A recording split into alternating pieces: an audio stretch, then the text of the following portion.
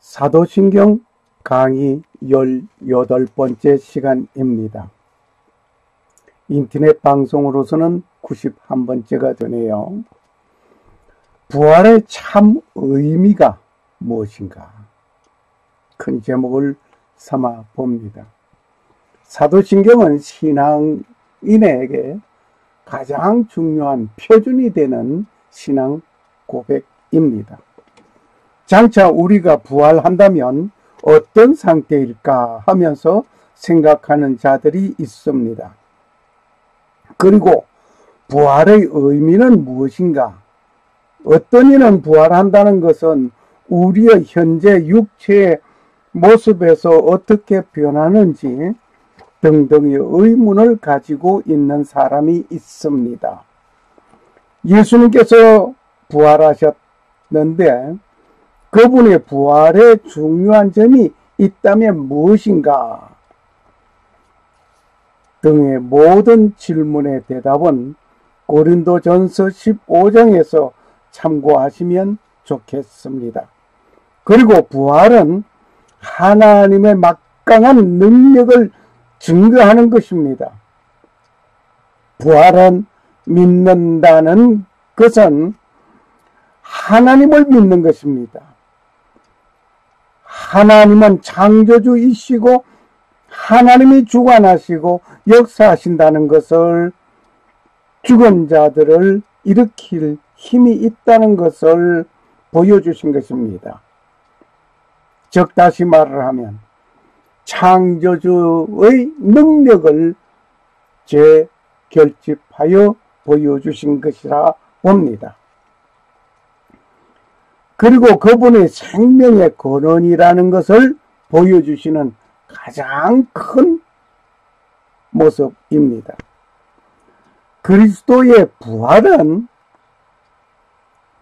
생명의 근원이 되신 하나님 보여주신 것입니다. 하나님이 세상을 향한 하나님의 선언이기도 하십니다. 그리고 하나님의 약속 성취를 보여주신 것입니다. 오늘 사도신경 신앙 고백은 장사한 지 사흘 만에 죽은 자 가운데서 다시 살아나시고입니다. 지금 우리는 사도신경으로 신앙을 고백하는 시간을 가지겠습니다. 전능하사 천지를 만드신 하나님 아버지를 내가 믿사오며 그 외아들 우리 주 예수 그리스도를 믿사오니 이는 성령으로 잉태하사 동정녀 마리아에게 나시고 본디오 빌라도에게 고난을 받으사 십자가에 못 박혀 죽으시고 장사한 지 사흘 만에 죽은 자 가운데서 다시 살아나시며 하늘에 오르사 전능하신 하나님 우편에 앉아 계시다가 저리로서 산 자와 죽은 자를 심판하려 오시리라. 성령을 믿사오며 거룩한 공예와 성도가 서로 교통하는 것과 죄를 사하여 주시는 것과 몸이 다시 사는 것과 영원히 사는 것을 믿사옵나이다. 아멘. 먼저 본문의 말씀을 읽겠습니다. 그러나 이제 그리스도께서 죽은 자들로부터 일어나사 잠든 자들의 첫 열매가 되셨도다. 사망이 사람을 통해 임한 것 같이 죽은 자들의 부활도 사람을 통해 임하나니 아담 안에서 모든 사람이 죽은 것 같이 그리스도 안에서 모든 사람이 살게 되리라.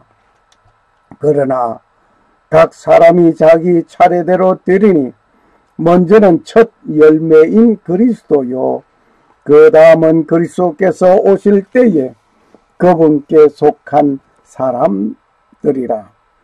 그때의 끝이 오리니 곧 그분께서 모든 치리와 모든 권세와 권능을 물리치시고 왕국을 하나님 곧 아버지께 넘겨드릴 때라. 그분께서 모든 원수를 그분의 발 아래 두실 때까지 그분께서 반드시 통치하나니 멸망받을 마지막 원수는 사망이니라. 그분께서 모든 것을 그분의 발 아래 두셨으니 그분께서 모든 것을 그분 아래 두셨다고 말씀하신 때에 모든 것을 그분 아래 두신 분은 예외인 것이 분명하도다.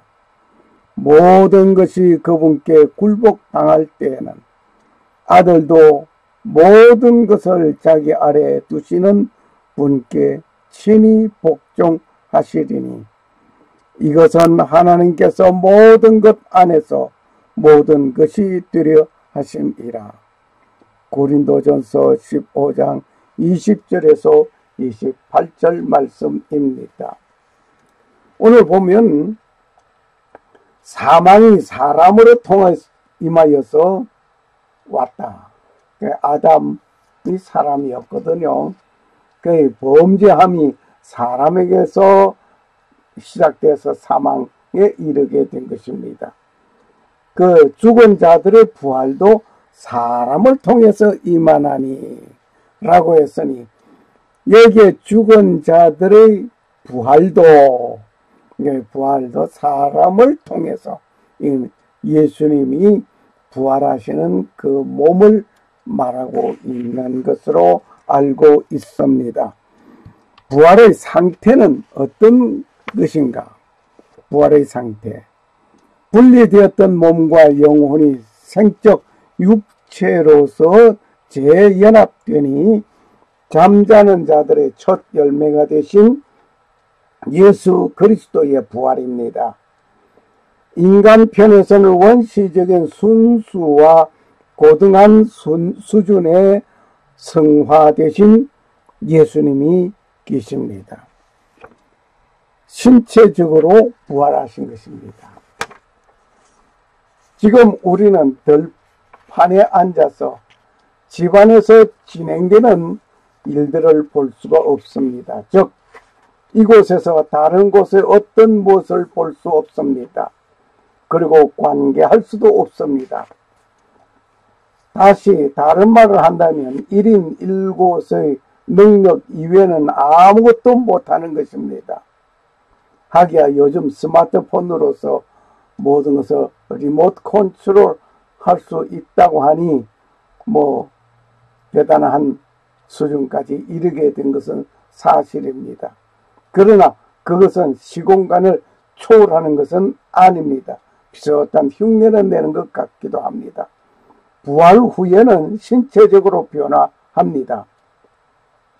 몸의 상태가 시공간을 자유롭게 오갈 수 있다는 것입니다. 누가복음 24장 31절 그들의 눈이 열려 그들이 그분을 알아보았으나 그분께서는 그분의 시야에 사라졌더라.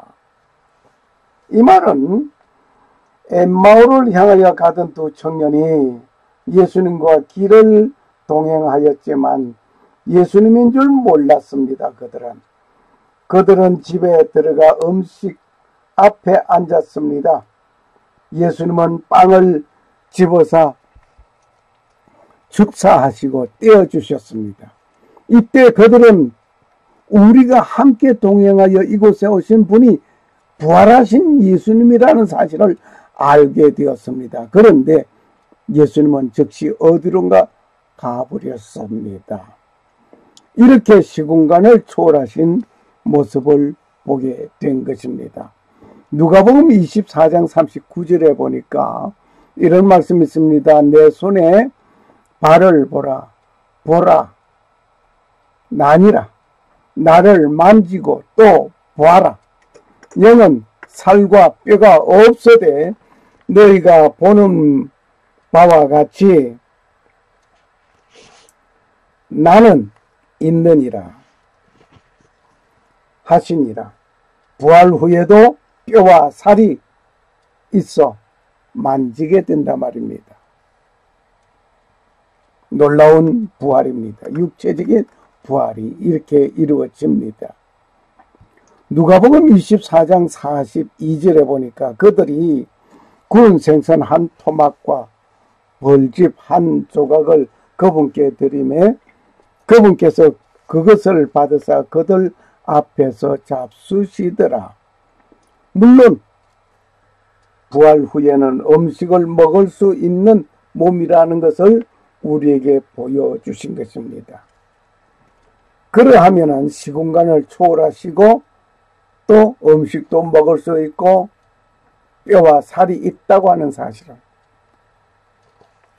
우리는 여기서 예수님의 부활에서 보게 된 것입니다. 그리고 정신적으로 부활한 것입니다.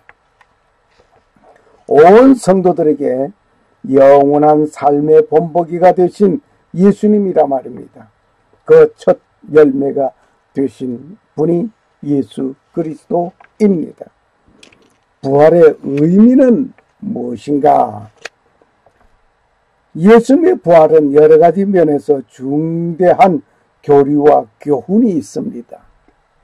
그저 예수님이 부활했다 이렇게 알고 믿을 것이 아니라 중대한 교리가 있다는 것을, 교훈이 있다는 것을 우리는 알아야 되겠습니다. 그리스도의 신성이 확정된 것입니다. 로마서 1장 3절 4절을 보니까 자신의 아들 예수 그리스도 우리 주에 관한 것이라. 그분께서는 육체로는 다윗의 씨에서 나셨고 거룩함의 영으로는 죽은 자들로부터 부활하심으로 하나님의 아들로 권능 있게 밝히 드러나셨느니라. 아멘. 하나님만 생명 그 자체입니다. 왜냐하면 하나님의 생명은 근원이시기 때문에, 생명의 근원이시기 때문입니다. 만일 예수님께서 부활이 없었다면 성경은 허위문서에 불과한 것입니다. 예수 그리스도는 죽은 자 가운데서 부활하심으로 하나님의 아들이심이 확정된 것입니다. 그분은 우리 주 예수 그리스도이시며 구원의 주님이십니다. 구속 사업이 완성된 증거입니다. 예수 그리스도는 우리가 범죄하여 처벌을 받아야 하는데 우리를 위하여 그분이 처벌을 받으시고 죽임을 받았습니다. 그리고 우리가 의롭다함을 입게 하시기 위하여 그분은 부활하신 것입니다. 그리고 예수 그리스도가 부활하지 아니하셨다면 우리는 의롭다함을 입을 수가 없는 것입니다. 로마서 4장 25절 말씀. 그분께서는 우리의 범죄로 인하여 넘겨지셨으며 우리의 칭호를 위하여 다시 일으키셨느니라. 우리가 칭의를 받기 위해서, 우리가 거룩하다는 의롭다함을 받게 하기 위해서 주님께서 부활하셨단 말입니다. 만일 예수님께서 죽음으로 끝이 났다면 생명의 주인공이 될 수 없습니다. 예수님은 나는 부활이요 생명이니 나를 믿는 자는 죽어도 살겠고 라고 요한복음 11장 25절에 말씀하신 말씀이 거짓말로 판명된 것입니다. 예수님의 부활이 없었다고 한다면 거짓말한 예수님이십니다. 역시 사망의 포로가 되어 있는 자가 어떻게 구세주가 될 수 있겠는가 말입니다. 예수 그리스도는 애당초 구세주로서 이 땅에 오셨습니다. 창조자이시고 구세주이신 예수 그리스도는 부활하실 수 있는 능력도 있으신 분입니다. 예수님의 부활은 성도들의 부활의 본보기가 되셨습니다. 예수님께서 십자가에서 죽임을 당하실 사건을 앞에 놓고 제자들에게 하신 말씀이 있었습니다. 예수님은 살아계신 분이시기에 부활이 있는 것입니다. 그러므로 예수님 안에 있는 자는 죽음이 아니라 잠든 자로 보는 것이 타당한 것입니다. 잠든 자는 곧 잠을 자다가 일어나기 때문입니다. 요한복음 14장 19절에 조금 있으면 세상은 더 이상 나를 보지 못하되 너희는 나를 보리라. 내가 살아있으므로 너희도 살리라. 부활이 있다고 하는 것은, 부활하신다고 하는 것은 예수님이 살아있었기 때문인 줄 믿습니다. 그래서 베드로가 신앙 고백할 때에 주는 그리스도시요 살아계신 하나님의 아들입니다라고 신앙 고백했습니다.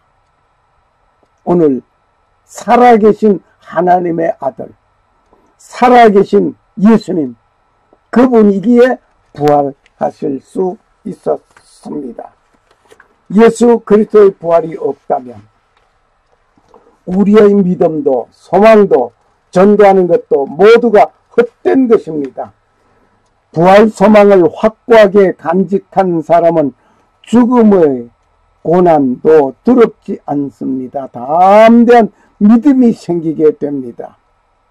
어떤 사람은 앞으로 666 때문에 어떻게 살아갈 것인가, 어떻게 할 것인가, 종말에 아마겟돈 전쟁 때 우리는 어떻게 할 것인가, 엄청난 핍박과 고난과 역경 속에서 고문을 받을 때 우리는 어떻게 할 것인가 하면서 걱정하는 사람 많이 있습니다. 걱정할 것 하나 없습니다. 부활의 소망이 있으면 이 고난을 받다가 내가 죽어도 영원한 안식에 이르게 되니 할렐루야 하면서 스데반이 하늘이 열려있는 것을 보던 것처럼 그 엄청난 고난 속에 하늘이 열리고 하나님께서 온 천군 천세가 맞이하는 그 모습을 보게 될 것입니다. 우리는 정든 사람이 눈을 감고 숨을 쉬지 않는 것을 보고 울게 됩니다. 장례식장 또는 하관식에 보면 비애하는 모습들을 많이 봅니다. 그런데 부활의 소망을 가진 자라면 저 천국에서 다시 뵙게 될 것인데 하면서 천국 환송식에 기쁨으로 보내는 아름다운 모습이 될 것입니다. 한 가지 좀 색다른 얘기를 좀 드리겠습니다. 장례식장에서 울지 않고 눈물을 흘리지 않는 것을 보고 이상하게 여기는 사람들이 많이 있음을 봅니다. 결코 그렇지 않습니다. 그러나 함께 살면서 쌓인 정이 있는데 눈물이 나오지 않는다는 것은 거짓말입니다. 세상에서 육신을 같이 하던 사람이 오랜 세월을 놓고 살면서 쌓인 정을 생각하면 눈물이 나올 수밖에 없습니다. 그러나 그 한만은 세상을 등지고 저 천국에 임하는 일을 생각하면 즐겁게 환송할 수 있습니다. 바꿔 생각을 해보겠습니다.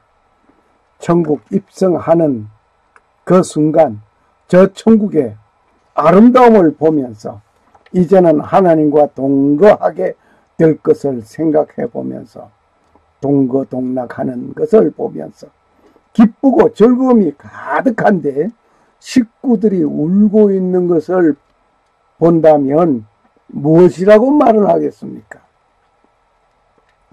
아마 이렇게 말할 것 같습니다. 이봐요, 울지 말고 기뻐해요. 나는 이곳에서 이 즐거운 곳에 이르는데 울기는 왜 우시나요? 라고 할 것 같습니다.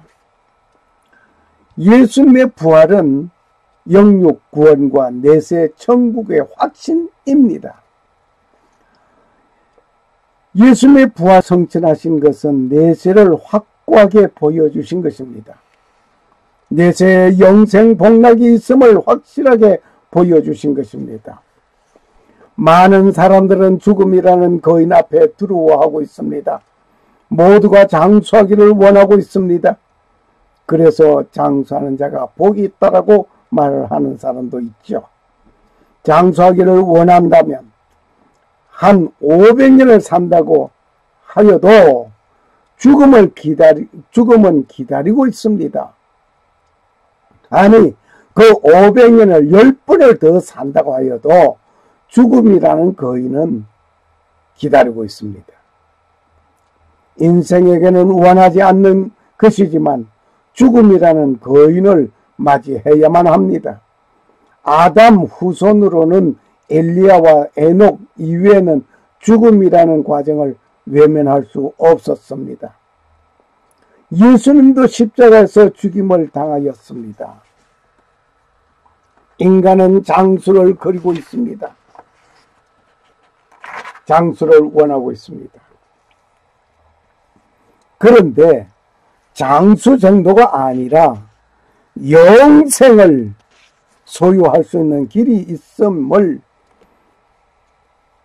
우리 주 예수 그리스도를 통하여서 보게 됩니다. 이상하게도 장수를 원하는 자에게 죽음을 아주 보지 않고 살아갈 수 있는 영원한 생명, 영생이 소유할 수 있는 길이 있다고 말을 하면 그것을 믿지 않습니다. 죽음은 끝이라고 말을 합니다. 예수님을 구세주로 믿으시면 이 영생을 얻게 되는 것입니다. 그런데 장수를 원하는 저에게 영생의 삶을 살 수 있는 길을 말을 하면 그들은 예수를 믿지 아니하려고 합니다. 중국에 진시 왕이 있습니다. 장생불로초를 구하여 오기를 원하여 신하를 보냈습니다. 그렇게 하던 진시 왕도 죽음을 이기지 못하였습니다. 죽었습니다. 오늘 여기에 장생불로초가 아니라 영생수와 영생의 길을 소개하려고 합니다. 하나님 아버지의 뜻은 아들을 보고 믿는 자마다 영생을 얻는 것이니 마지막 날에 내가 이를 다시 살리리라 라고 예수님께서 말씀하셨습니다. 장생하는 길은 영원한 삶을 살게 되는 것이 있습니다. 우리가 구원을 얻고 영생 얻게 되는 것이 하나님 아버지의 뜻을 이루는 것입니다. 누구든지 내 살을 먹고 내 피를 마시는 자에게는 영원한 생명이 있나니 마지막 날에 내가 그를 일으키리라. 요한복음 6장 54절 말씀. 샬롬. 감사합니다.